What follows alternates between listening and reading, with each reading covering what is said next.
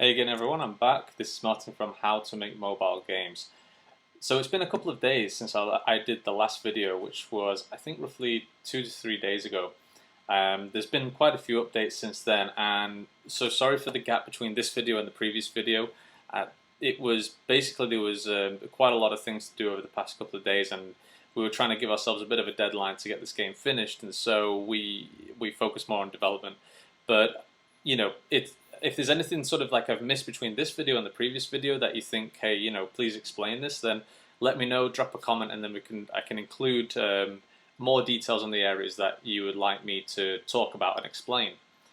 So, again, this is just continuing on from the making of the game is now called Killer Shooting Sniper X, as you can see on the screen there. So I think that's the first major change over the past couple of days. The game originally, as I'd said in the previous videos, I was going to call it Clear Shooting Sniper X. The problem is that there's another game out there now called Clear Vision, which is the inspiration for this game. And the problem is the style is kind of the same as well, and so I don't want to copy too much, especially on the name front. So that was kind of the decision there. But the other decision was, and probably all the developers know this, that the word sort of clear or killing, I guess killing is and shooting are they're more searched for, and that's an important consideration when choosing the title of a game. Hopefully what will happen with our game is people that search for, say, Contract Killer on iPhone or Android will also find our game as well, and the games are kind of similar. It's a sniper, it's taking out bad guys, it's using a minigun and different weapons and so on, though ours is obviously simpler and 2D. So that's always a consideration when building games, is the search engine optimization and how people find the game, and having a descriptive title. So the name Killer Shooting Sniper X it's quite long, but it is fairly descriptive of what the game is, and that's pretty important, I've found. So especially when you don't have a huge marketing budget or a big IP that everyone already knows about. So that's the big change anyway. So definitely do a search for it.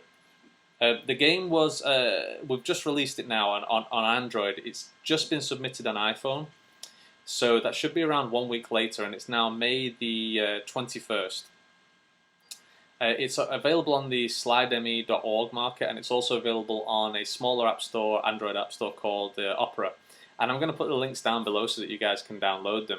But hopefully for those of you who are viewing this video for the first time, it's now also available on iPhone.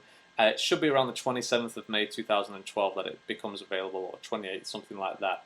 So, but the one of the considerations is, as a developer, is when we make games like this, which are very bloody, very gory, that might, even though it's cartoony, of course, and it's kind of like a little bit, it is cheesy, because I mean these are little square guys, and the animation's very, kind of basic and meant to be a little bit humorous, and the sounds are. The fact that it's got blood in it, and the fact that these guys eventually kill the character's girlfriend is, it requires probably a little bit more checking on the App Store side, especially the iPhone App Store. So, but it's been rated as a 17 plus game, and I think that should be fine. Obviously, there's other games out there that have a lot of blood and gore, and so that's not a problem. But when we submit games like this, it has to be, the rating has to be correct. And I'm going to do videos on that later as well. We're going to do tutorial series, hopefully within the next few weeks, which are going to be like a full development series for everybody, where you can follow along, and you can actually get a game completed inside of Unity and published onto the iPhone App Store or the Android Google Play market. So, but for these videos, obviously developer diary videos are just me talking about our game development processes and the design decisions, and giving you like an overall design process view of things. So I'm gonna do a quick playthrough here, and I'm actually I'm gonna go from this scene so that the music doesn't play, and you guys can see what the changes are over the past couple of days. Please let me know what you think as well, if this looks okay or not. Whether you think it's an improvement or not. I'm just going to go right into the game here, because then you can see sort of what the changes are and how things are a little bit different. So I think that instruction part there was kind of a new thing.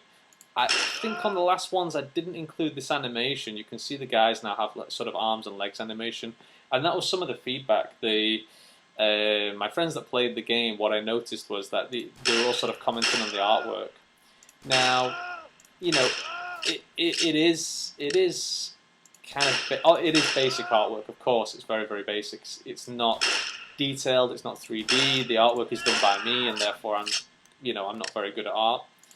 Um, and so, I wanted to add in a little bit more animation and a little bit more character. And I think these guys sort of walking like they are here is a little bit better. It looks better to me anyway. Um, we'll see how the crowd reacts. Generally, the game is aimed for people who are a little bit more sort of older gamers who want a real challenge in terms of getting a high score, which is what this game is all about. There's no sort of progression of story or character or anything like this. It's really just be the most accurate person and the best sniper that you can be. So the other one is we added this girl on the right here. What I found was that when I was testing this game and was that people basically game over. But by the way, on the game over part, what happens on the iPhone or iPad or Android is it pops up at that point. You get a notification saying, "Hey, game over. They killed your girlfriend. Here's your score." And it's pretty basic. In terms of game over, there's no level 1, level 2 in this game. But we might include that for an update if the game does well. If it gets good following. So please pass to all your friends, everybody, and we'll keep that update. We'll keep updating it with the story mode and different modes and different weapons and so on. But what I was saying was what we always do is we do sort of focus testing or testing with people that have never played the game before. And one of the things that I found was that people didn't know why it was game over, and it's always obvious to a developer, especially the coder, especially the person who's actually wrote that code down. People didn't know that once the character once these bad guys reach the girl over here, it's game over. They didn't know that. The other thing was that what I saw, and I think I mentioned this in the last video, is that when the girl first appeared, like people were trying to shoot her because she's black as well, and there's no difference. So I've made her a dark purple here so that it's kind of clear, there's a distinction between her and these bad guys. So that should be a lot clearer for people, and I think it's been more obvious based on the more recent testing. The other one that I did was to add in this sort of red fade up to make it a little bit more obvious why. So if you notice here, what happens is the guy moves up here slightly just at the end, and it goes to red. So like that. I'm just going to pause it there, and on the iPhone, that goes completely to red, and then there's a scream that pops up, and then sorry, not a scream, a gunshot, and then it's game over. They killed your girlfriend, and that's all behind the camera there. There's no you don't actually see that happen. So that should be a lot more clearer to players. So it's always interesting as a developer to see how people play the game for the first time. It's not you. And you find out a lot from that as well, especially when you don't tell anybody how to play it. That's really important, I've found, is when you give somebody the game for the first time, don't tell them how to play it, because you'll be helping them, and you don't have the luxury of telling somebody how to play it. If they download it from the App Store or the Google Play Market, it's got to be very intuitive, quickly. They've got to know how to play it instantly, because if they don't, after 10 seconds, you've lost them. If it's not a big IP, if it's a big IP, say like an Aliens game, then people are probably going to play it, or a Halo game. They're going to work on it because they're invested into the IP. But this is a new one, so it has to be very very simple. I'm just going to check my points here. I wanted to add a little bit more structure to these videos and sort of give the developer diary videos a little bit more concrete sort of structure as they go on. So, but any feedback, please, is always welcome. Welcome, guys. This is. I really want to help. I really want the community to sort of define how these videos are done. So, all feedback is welcome. Please message me or comment down below. So, the big one was the name change. The name change is important. Names are very important, especially for like I said, independent developers. The name has to be use keywords in the game, in the name of the game, so that people can find it, and use something in the name that is descriptive of the game. So if you've got a game like Pong, for example, then don't call it, like you know, like Ultra Blast or something. I guess that's kind of close because it's kind of arcadey and retro, but make it descriptive of the game.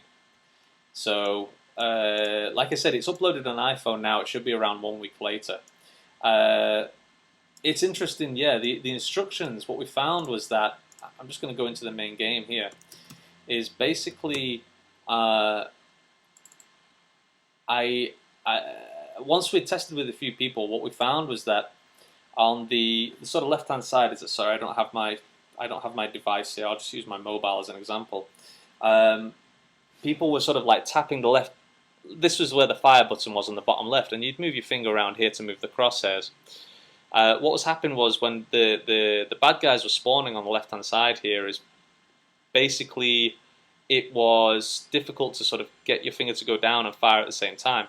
And when your finger went over the fire button, the crosshairs didn't move there. So it was always, people were like, wait, why can't I move? Why can't I move? And it felt like a little bit of frustration to them. Once the guys get over here, like sort of 1/3 of the way across, it's fine. But I didn't want to have that initial frustration. So that was pretty important.